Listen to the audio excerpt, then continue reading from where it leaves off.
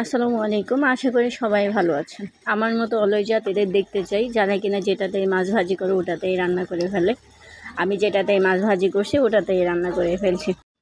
কার এখানে বর্তমানে বন্যার পরিস্থিতি, বৃষ্টি বাদলের পরিস্থিতি কেমন জানাবেন। আমার এখানে সকাল থেকে প্রচুর বৃষ্টি হচ্ছে। আমি হচ্ছে লামা বান্দরবান থেকে। ভিডিওটা ভালো লাগলে লাইক, কমেন্ট অ্যান্ড শেয়ার করে পাশে থাকবেন। আপনাদের ভালোবাসা একান্তভাবে কামনা করছি। সবাই ভালো থাকবেন, সুস্থ থাকবেন, নিজে ভালো থাকবেন এবং আপনার ভালোবাসার মানুষদের ভালো রাখার চেষ্টা করবেন।